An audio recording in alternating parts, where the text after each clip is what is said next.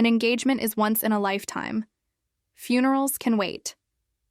My cousin tossed that line over her shoulder the night before, brushing past me like I was in her way.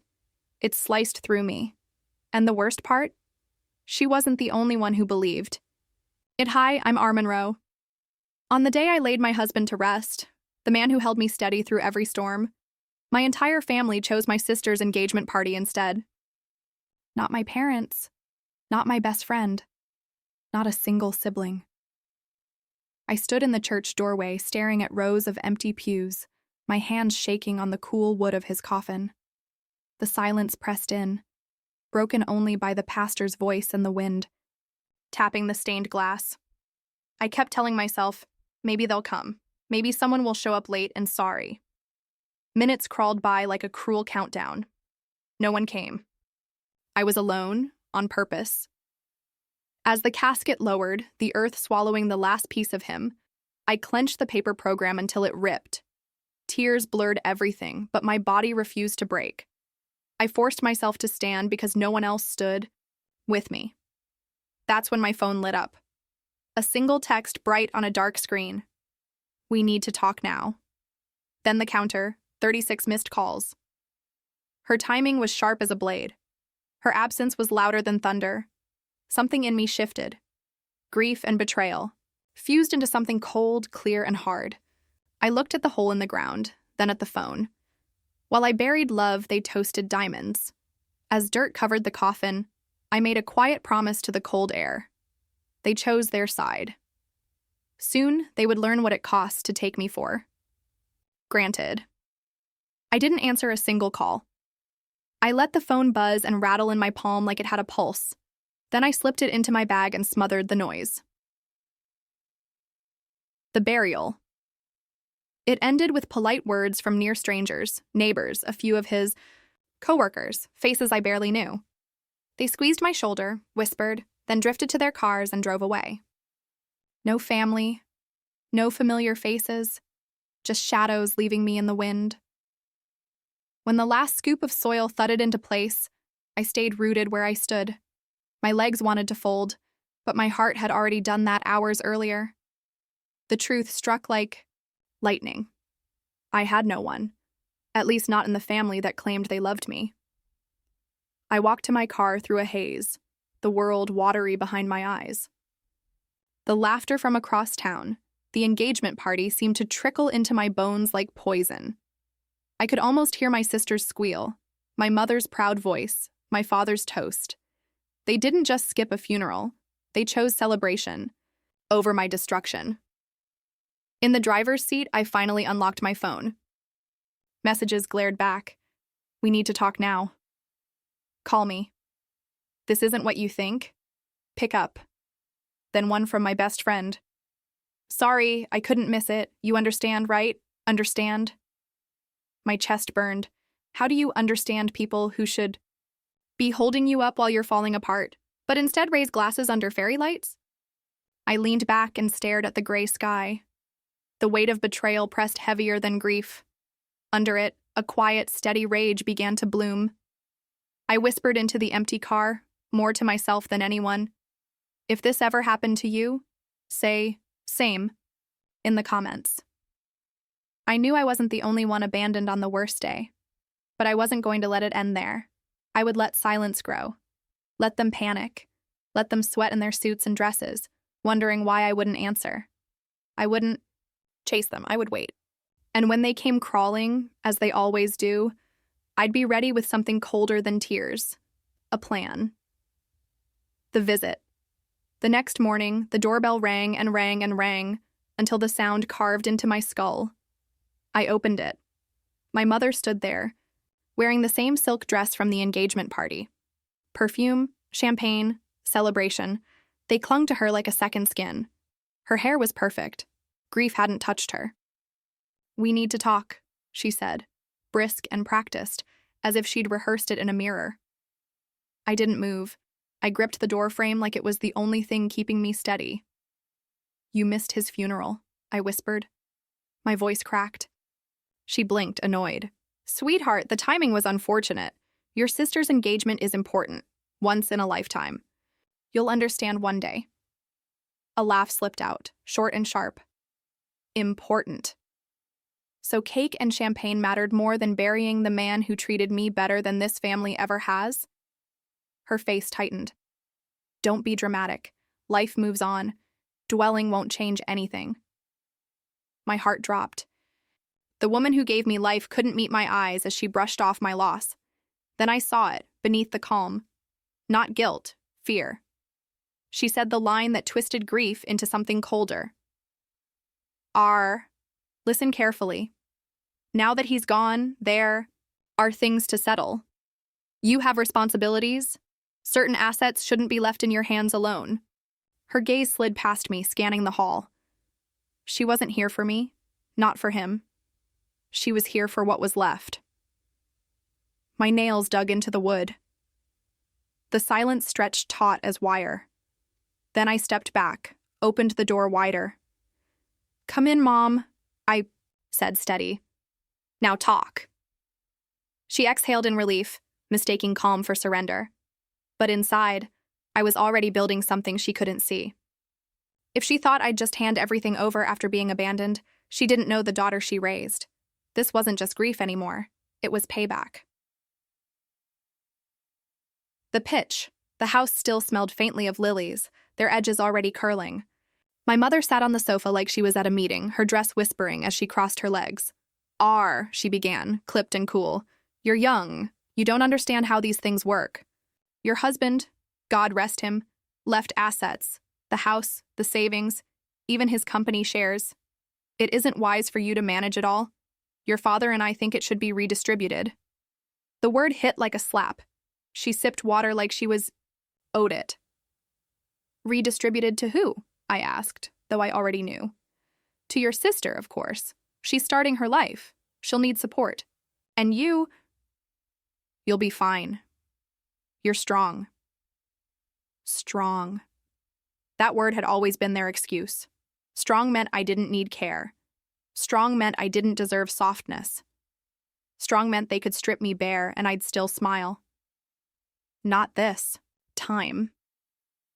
I leaned back, eyes on hers. You skipped my husband's funeral to toast an engagement, and now you want his legacy too? She shifted, then lifted her chin.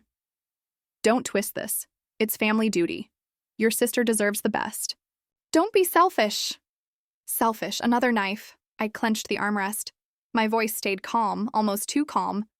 You think I'm selfish because I won't hand over what my husband built with his hands? You think grief makes me easy to move? Her eyes thinned. She thought I was cornered. She mistook stillness for weakness. But inside, something cold, crystallized. Their choice at the funeral cut a cord inside me. Her greed nailed the lid shut on whatever bond remained. I rose slowly, each motion measured. I'll think about it, I said, polite, even warm. Relief lit her face. She touched my arm.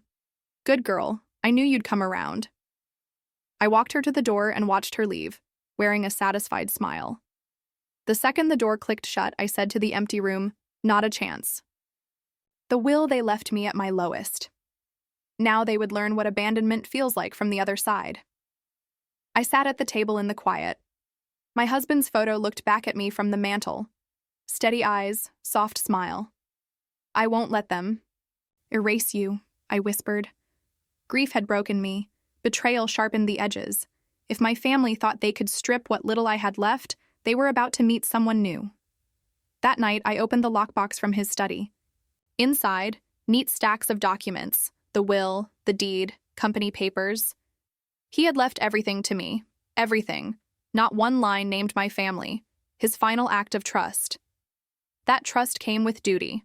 I would not let his work fall into greedy hands. Though, next morning, my first call wasn't to my mother or sister. It was to our lawyer, Mr. Daniels. His steady voice carried a hint of surprise as I explained.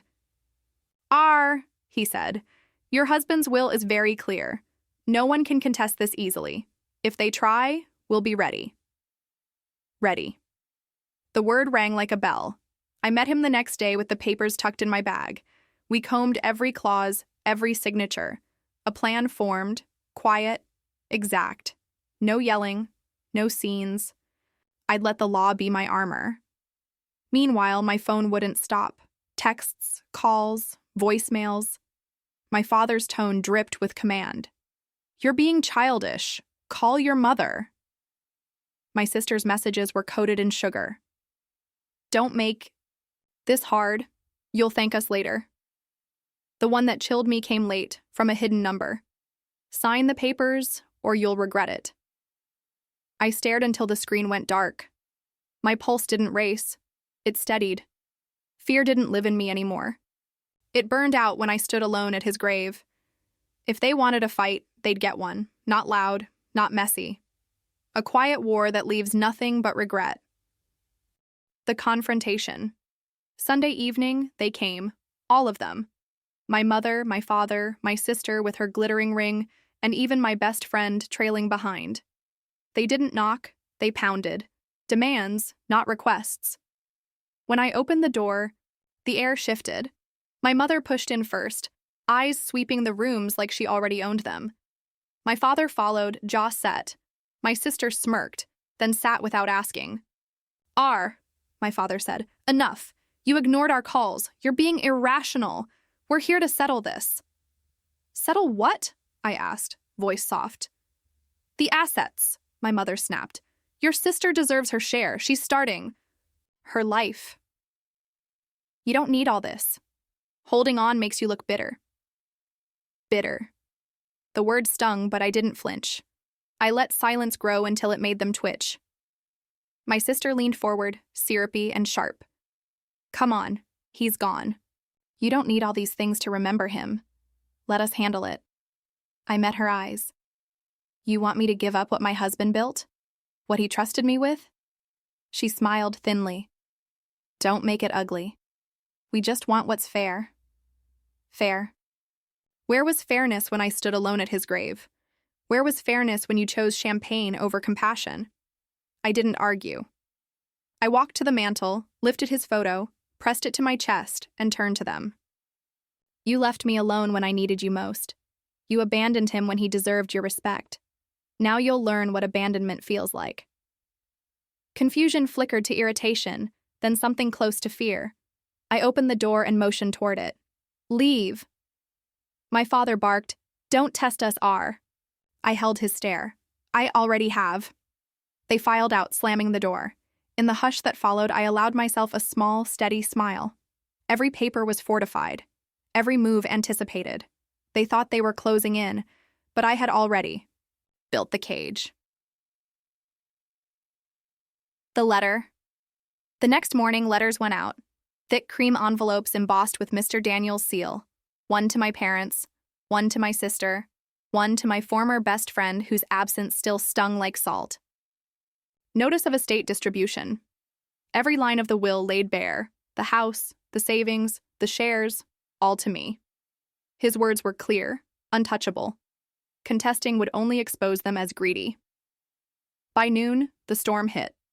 My phone buzzed nonstop, furious, texts, desperate voicemails. My father roared, "How dare you humiliate us with lawyers? We could have handled this as a family." My mother sobbed into the phone, tears that felt performed. "You're tearing us apart." My sister's voice was poison dressed as sweet. "You'll regret this when you have no one. Enjoy your empty house." I listened in silence. No replies. No defense, just letting their desperation echo back at them. By midweek, it got louder. My mother showed up at the law office, shouting so fiercely the secretary whispered it to me later like gossip. My father tried to intimidate Mr. Daniels with talk of family honor.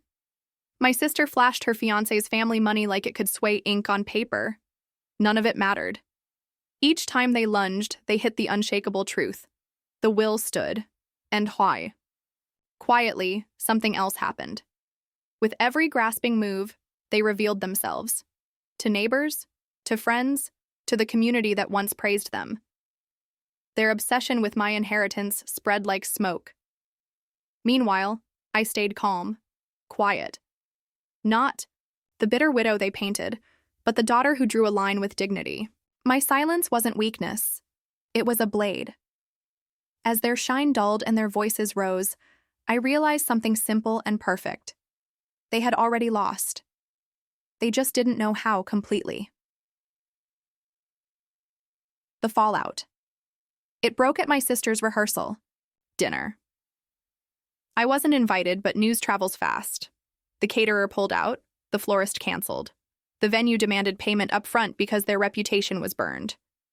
And the cruel twist? The engagement funds they were promised? Frozen. Because what they planned to redistribute wasn't theirs. It was mine, tucked away where their hands couldn't reach. That night, under dim fairy lights and wilted plans, my phone finally rang with a different tone. Not threats, not anger, a small, shaking voice. My mother. "Please," she whispered. "They're all looking at us differently now. We need your help." I sat at my kitchen table and looked at the will, his signature, steady and sure. I closed my eyes and felt the quiet of the grave again, the empty pews, the lowering casket, their empty spaces. I smiled, a calm, deliberate smile. "I needed you once too, Mom," I said. "You chose champagne over compassion. Now you'll see what that choice costs." Her sob cracked like glass. I ended the call with the same cold finality they gave me at the funeral. Days later, the wedding happened. Smaller, stripped of luxury, humbled. Guests whispered about missing details, about the greed that ruined the glow. My sister walked in her gown wrapped in shame, not pride. I didn't go.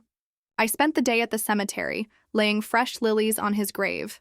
I told him everything, how silence had been my weapon, how dignity was my armor, how betrayal devoured itself while I stood still. The wind moved through the trees like a quiet answer. And I knew, with a certainty that filled every vein, they had abandoned me. And I had buried them too, not under dirt or stone, but under the truth of their own choices. No apology, no regret. Nothing could dig them out again.